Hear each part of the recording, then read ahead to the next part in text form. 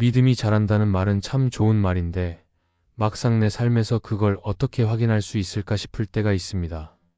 나는 지금 잘하고 있는 걸까? 아니면 제자리인 걸까? 그런 생각이 들 때가 있습니다. 그런데 믿음은 보통 겉으로 크게 달라지기 전에 안에서 먼저 바뀌기 시작합니다. 눈에 띄는 성과가 생기기 전에 마음의 방향이 먼저 달라지고 반응이 먼저 달라지고 말투와 태도가 먼저 달라집니다. 그래서 믿음이 자라고 있는 사람을 보면 신앙의 모양이 더 커진다기보다 삶의 결이 먼저 바뀌는 경우가 많습니다. 오늘은 믿음이 자라고 있을 때 가장 먼저 바뀌는 것들을 함께 나누려고 합니다. 첫째, 믿음이 자랄 때 감정을 하나님께 가져가기 시작합니다. 믿음이 자라고 있다는 것을 가장 빨리 알 수 있는 순간이 있습니다. 상황이 좋아졌을 때가 아니라 오히려 마음이 흔들릴 때입니다. 마음이 흔들리면 사람은 보통 두 가지 중 하나를 택합니다. 감정대로 흘러가거나 감정을 숨기거나 둘 중 하나입니다. 감정대로 흘러가면 말이 거칠어지고 판단이 빨라지고 관계가 쉽게 깨집니다. 감정을 숨기면 겉으로는 괜찮은 척하지만 속에서는 점점 눌리고 결국 어느 순간 터져버립니다. 그런데 믿음이 자라기 시작하면 그 사이에 새로운 길이 열립니다. 감정을 그대로 하나님께 가져가는 길입니다. 이 변화는 생각보다 큽니다. 왜냐하면 감정은 우리 삶의 핸들과 같아서 감정이 어디로 가는지에 따라 삶 전체가 같이 움직이기 때문입니다. 처음에는 감정을 하나님께 가져가는 것이 어색합니다. 기도할 때도 좋은 말만 해야 할 것 같고 믿음 좋은 사람처럼 정리된 마음으로 나아가야 할 것 같습니다. 그래서 우리는 속으로는 불안한데 겉으로는 의연한 기도를 하기도 하고 속으로는 화가 나는데 겉으로는 감사하다고 말하기도 합니다. 그런데 그렇게 꾸미기 시작하면 기도는 점점 멀어집니다. 하나님과의 거리가 멀어지는 게 아니라 내가 하나님 앞에서 솔직해지는 길이 막히는 것입니다. 믿음이 자란다는 것은 이 막힌 길이 다시 열리는 것입니다. 하나님 앞에서 감정을 숨기지 않게 되고 감정을 정리해서 올리는 것이 아니라 감정을 들고 그대로 나아가게 됩니다. 시편을 읽어보면 다윗이 그런 사람입니다. 다윗은 믿음이 없는 사람이 아니라 믿음이 깊은 사람인데 그의 기도는 늘 정리되어 있지 않습니다. 어떤 날은 너무 두렵다고 말하고 어떤 날은 너무 억울하다고 말하고 어떤 날은 사람 때문에 마음이 무너진다고 말합니다. 그런데 다윗이 대단한 것은 그 감정을 사람에게만 풀어놓지 않았다는 것입니다. 다윗은 감정이 올라오면 그 감정을 하나님께 가져갑니다. 그러면서 감정이 주인이 되지 못하게 합니다. 감정은 분명히 있지만 감정이 결론을 내리게 두지 않습니다. 하나님께 가져가면서 감정 위에 하나님을 세웁니다. 우리도 마찬가지입니다. 하루를 살다 보면 마음이 자주 흔들립니다. 말 한마디에 상처받고 예상하지 못한 일에 불안해지고 내가 한 선택이 맞는지 흔들리고 누군가의 반응 때문에 마음이 쪼그라들기도 합니다. 그때 믿음이 자라지 않으면 감정이 우리를 끌고 갑니다. 화가 나면 화가 내는 게 당연하고 억울하면 억울함을 바로 쏟아내고 불안하면 불안을 그대로 키워버립니다. 그런데 믿음이 자라기 시작하면 감정이 올라오는 순간에도 마음 한쪽에서 이런 생각이 듭니다. 지금 이 마음을 하나님께 가져가야겠다. 지금 이 감정을 그냥 두면 나를 끌고 갈 것 같다. 그래서 하나님께 나아갑니다. 아주 거창한 기도가 아니라 짧은 고백이 먼저 나오기도 합니다. 하나님, 제가 지금 불안합니다. 하나님, 제가 지금 화가 납니다. 하나님, 제가 지금 너무 서운합니다. 하나님, 제가 지금 지칩니다. 이 고백이 시작되면 감정이 바뀌지 않아도 방향이 바뀝니다. 감정을 하나님께 가져간다고 해서 감정이 즉시 사라지지는 않습니다. 오히려 감정은 남아있을 때가 많습니다. 그런데 중요한 변화는 이것입니다. 감정이 내 삶을 결정하지 못하게 됩니다. 감정은 손님으로 머무르고 하나님은 주인으로 서게 됩니다. 그래서 불안해도 불안이 나를 지배하지 못하고 화가 나도 화가 내 입을 다 쓰지 못하고 서운해도 서운함이 관계를 무너뜨리기 전에 멈추게 됩니다. 감정이 없어지는 것이 성장이 아니라 감정이 하나님께 데려가지는 것이 성장입니다. 이 변화가 쌓이면 삶이 조금씩 달라집니다. 감정이 올라올 때마다 사람을 붙잡고 확인하려는 습관이 줄어듭니다. 감정이 올라올 때마다 내가 결론을 내리려는 습관도 줄어듭니다. 대신 하나님께 먼저 말하는 습관이 생깁니다. 그리고 그 습관이 신기하게도 마음을 단단하게 만듭니다. 상황이 좋아서 단단해지는 것이 아니라 흔들릴 때마다 하나님께 돌아가는 길이 생겨서 단단해지는 것입니다. 혹시 요즘 감정이 자주 흔들리고 그 감정 때문에 신앙도 같이 흔들리는 것 같다면 오늘은 이렇게 시작해 보시면 좋겠습니다. 감정을 해결하려고 애쓰기보다 감정을 하나님께 가져가 보시면 됩니다. 하나님, 제 마음이 지금 이렇습니다. 저는 이 감정을 주님 앞에서 숨기지 않겠습니다. 이 고백이 쌓이면 믿음은 조금씩 자라게 될 것이고 우리는 감정에 끌려가는 사람이 아니라 하나님께 감정을 맡기는 사람이 되어갈 것입니다. 둘째, 믿음이 자랄 때 사람의 시선보다 하나님 말씀을 기준으로 삼기 시작합니다. 믿음이 자라고 있는 사람에게서 가장 먼저 보이는 변화 중 하나는 기준이 바뀌는 것입니다. 예전에는 사람의 시선이 기준이었습니다. 누가 나를 어떻게 볼까? 내가 이렇게 하면 사람들이 뭐라고 할까? 저 사람이 실망하면 어떡하지? 인정받지 못하면 어떡하지? 이런 생각이 마음의 중심을 잡고 있을 때가 많습니다. 그래서 선택도 사람을 기준으로 하고 말도 사람을 기준으로 하고 신앙도 사람을 기준으로 흔들릴 때가 있습니다. 그런데 믿음이 자라기 시작하면 그 기준이 조금씩 옮겨가기 시작합니다. 사람의 눈이 완전히 사라지는 것이 아니라 사람의 눈이 더 이상 내 삶을 끌고 가지 못하게 됩니다. 대신 하나님 말씀이 기준이 되기 시작합니다. 우리는 사실 사람의 시선을 아주 쉽게 믿습니다.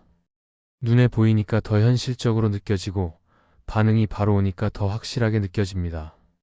누가 칭찬하면 마음이 살아나고 누가 무시하면 마음이 꺾이고 누가 인정하면 힘이 나고 누가 외면하면 내가 잘못된 사람처럼 느껴집니다. 그러다 보면 신앙도 사람의 반응에 따라 오르락내리락 합니다. 예배도 누가 봐주면 열심히 하고 아무도 안 보면 대충 하고 싶은 마음이 올라옵니다. 봉사도 하나님을 사랑해서라기보다 사람의 기대를 채우기 위해 하게 되기도 합니다. 이때 믿음은 점점 피곤해집니다. 왜냐하면 사람의 시선은 늘 바뀌고 사람의 기대는 끝이 없기 때문입니다. 사무엘상 16장에서 하나님이 다윗을 선택하실 때 하나님은 사람의 기준과 다른 기준을 보여주십니다. 사람은 겉모습을 보지만 하나님은 중심을 보신다고 말씀하십니다. 이 말은 단순히 위로의 말이 아닙니다. 믿음이 자란다는 것은 이 하나님의 기준을 내 삶의 기준으로 받아들이는 것입니다. 사람의 눈에 괜찮아 보이는 것이 전부가 아니라 하나님 앞에서 정직한 것이 더 중요하다는 사실을 마음에 세우는 것입니다. 사람의 시선을 기준으로 살면 우리는 자꾸 두 가지로 흐릅니다. 하나는 과장입니다. 더 괜찮은 사람처럼 보이려고 포장하는 것입니다. 또 하나는 위축입니다. 남들보다 부족해 보일까 봐 움츠러드는 것입니다. 두 가지 모두 결국 하나님을 바라보는 눈을 흐리게 합니다. 과장하면 하나님 앞에서 솔직해지기 어렵고 위축하면 하나님이 주신 은혜를 누리기 어렵습니다. 그래서 하나님은 우리를 사람의 시선에서 자유롭게 하십니다. 그 자유의 시작은 하나님 말씀을 기준으로 삼는 훈련에서 시작됩니다. 말씀이 기준이 되기 시작하면 선택이 달라집니다. 손해보는 선택이 두렵기만 했는데 말씀 앞에서는 손해처럼 보여도 순종의 길이 보이기 시작합니다. 사람을 만족시키기 위해 말하던 습관이 줄고 하나님을 기쁘게 하기 위해 정직하게 말하려는 마음이 생깁니다. 어떤 날은 사람에게 좋은 사람으로 보이고 싶어서 침묵했는데 말씀을 기준으로 살기 시작하면 필요한 말은 사랑으로 하게 됩니다. 반대로 어떤 날은 감정대로 쏟아내고 싶었는데 말씀을 기준으로 살기 시작하면 한번 멈추게 됩니다. 사람의 눈이 아니라 말씀의 기준이 마음을 잡아주기 때문입니다. 이 변화는 하루아침에 오지 않습니다. 믿음이 자라는 과정은 늘 조용합니다. 작은 갈등이 올 때마다, 작은 선택 앞에 설 때마다 나는 사람의 시선을 따를지 말씀을 따를지 마음이 갈립니다. 그런데 믿음이 자란다는 것은 그 갈림길에서 아주 조금씩 말씀 쪽으로 몸을 돌리는 것이 쌓이는 것입니다. 오늘은 실패할 수도 있고 내일은 또 흔들릴 수도 있습니다. 그래도 기준이 바뀌기 시작하면 결국 방향이 바뀌고 방향이 바뀌면 삶도 바뀝니다. 혹시 요즘 사람의 반응에 마음이 너무 흔들리고 그 시선 때문에 신앙도 같이 흔들린다면 오늘은 이렇게 기도해 보시면 좋겠습니다. 하나님, 제가 사람의 눈을 너무 크게 봤습니다. 사람의 시선이 제 기준이 되었습니다. 다시 말씀을 기준으로 살게 해주세요.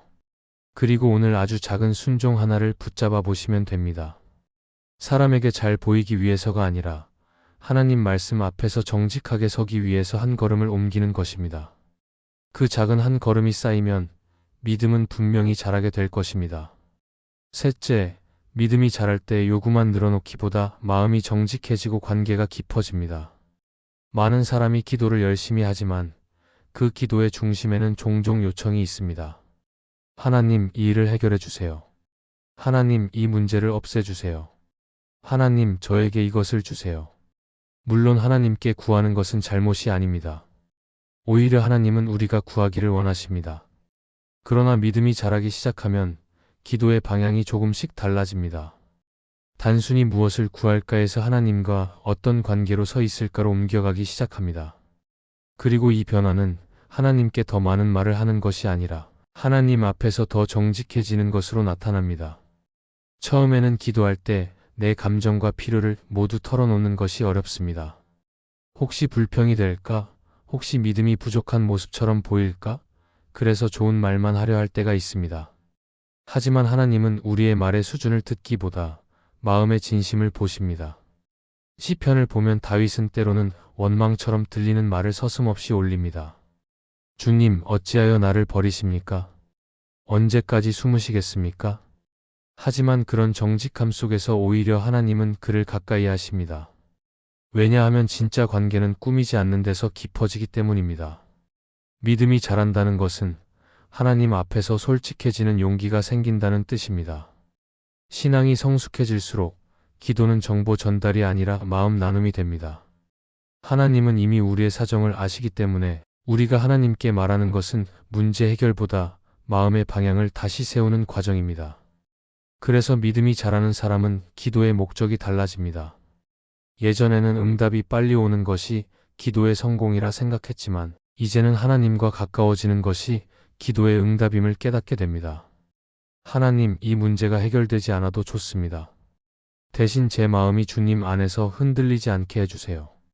이런 고백이 나올 때 그 사람의 기도는 이미 이전과 달라져 있습니다. 요한복음 11장에서 마르다와 마리아가 예수님께 나왔을 때를 보면 두 사람 모두 같은 말을 했습니다.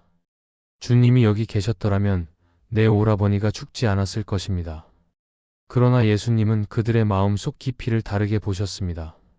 마르다는 여전히 이유를 묻습니다. 왜 늦으셨는지, 왜 이런 일이 생겼는지 이해되지 않는 상황을 설명받고 싶어 했습니다. 반면 마리아는 그 말 뒤에 눈물을 흘립니다. 설명이 아니라 관계를 붙듭니다. 그리고 그 순간 예수님은 함께 울었습니다. 믿음이 자란다는 것은 이유를 알아야 안심하는 신앙에서 하나님과 함께 울 수 있는 신앙으로 옮겨가는 것입니다.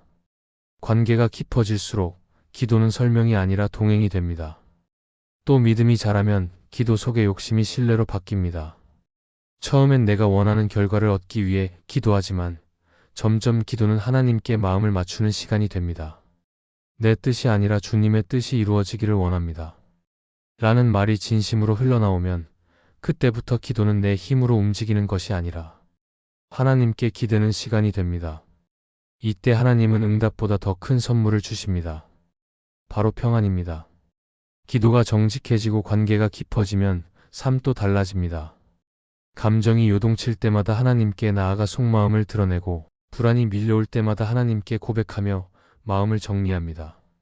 그러면 현실이 달라지지 않아도 중심이 무너지지 않습니다. 하나님과의 관계가 신뢰 위에 세워져 있기 때문입니다.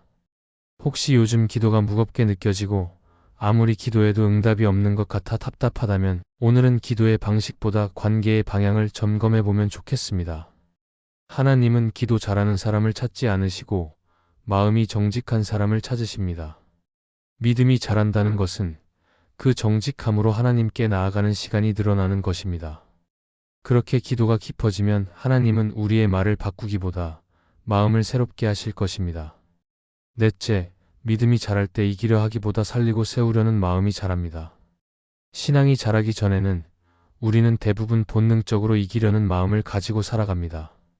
관계에서도, 일터에서도, 심지어 신앙 안에서도 경쟁심이 작동합니다. 내가 더 옳다는 걸 증명하고 싶고, 내가 더 인정받고 싶고, 내가 더 영향력 있는 사람이 되고 싶습니다. 그러나 믿음이 자라기 시작하면 마음의 방향이 바뀝니다. 이기려는 마음보다 살리고 세우려는 마음이 커집니다.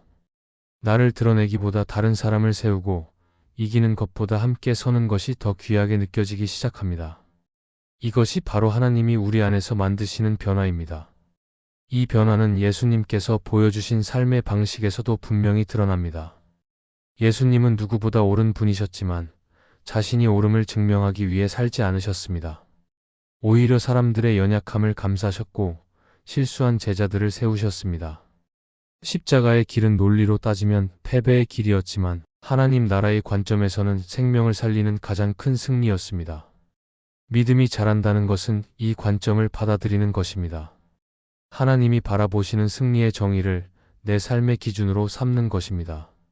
살리고 세우는 마음은 관계를 새롭게 만듭니다. 이전에는 누군가가 나보다 앞서면 마음이 불편했지만 이제는 진심으로 응원할 수 있게 됩니다. 예전에는 비판으로 사람을 바꾸려 했지만 이제는 기도로 그를 품게 됩니다. 그리고 무엇보다 사람을 고치려는 마음보다 살리려는 마음이 생깁니다. 살린다는 것은 단순히 위로의 말을 하는 것이 아니라 그 사람이 다시 하나님을 바라보도록 돕는 것입니다. 팀 켈러는 그의 책 탕부 하나님에서 이렇게 말했습니다. 복음은 나를 높이는 소식이 아니라 나를 낮춤으로써 다른 사람을 세우게 하는 소식이다. 믿음이 자라면 이 복음의 방향이 내 삶에 자연스럽게 스며듭니다. 나의 신앙이 커질수록 내가 중심이 아니라 하나님이 중심이 되고 내 만족보다 다른 사람의 회복이 더 중요하게 느껴집니다. 그때부터 신앙은 경쟁이 아니라 동행이 됩니다. 이기려는 마음이 줄어든다는 것은 나약해진다는 뜻이 아닙니다. 오히려 마음의 힘이 커졌다는 뜻입니다. 이제 더 이상 사람에게서 승리를 증명받을 필요가 없기 때문입니다. 이미 하나님 안에서 사랑받고 이미 하나님 안에서 가치가 확정된 사람은 굳이 싸우지 않아도 됩니다. 오히려 그 평안 속에서 다른 사람을 세우는 여유가 생깁니다. 믿음이 자란다는 것은 내 안의 싸움이 줄어드는 것입니다. 사람을 이겨야 마음이 편했던 시절을 지나 함께 서야 마음이 편해지는 자리로 나아가는 것입니다. 그래서 성숙한 신앙은 언제나 주변의 생명을 심습니다. 말로든 태도로든 자신이 만나는 사람에게 평안을 흘려보냅니다. 혹시 요즘 누군가와의 관계 속에서 자꾸 이기고 싶고 내 말이 옳다고 증명하고 싶은 마음이 올라온다면 그것은 믿음이 자라기 전의 본능일 수 있습니다. 오늘은 이렇게 기도해 보시면 좋겠습니다. 하나님, 제가 이기려는 마음보다 세우는 마음을 갖게 해주세요. 다른 사람을 통해 제 자리를 빼앗길까 두려워하지 않게 해주세요. 오히려 그가 세워질 때 기뻐할 수 있는 마음을 주세요. 이 기도가 쌓이면 하나님은 내 안에 진짜 믿음의 성숙을 만들어 가실 것입니다. 그 믿음은 나를 강하게 만들 뿐 아니라 주변의 사람들까지도 살리는 힘이 될 것입니다. 이 말씀이 마음의 은혜가 되셨다면 좋아요와 구독으로 함께 해주세요. 그리고 댓글에 아멘이라고 남겨주시면 하나님의 은혜가 더 많은 사람들에게 전해질 것입니다. 여러분의 삶 위에 하나님의 은혜가 언제나 함께 하시기를 바랍니다.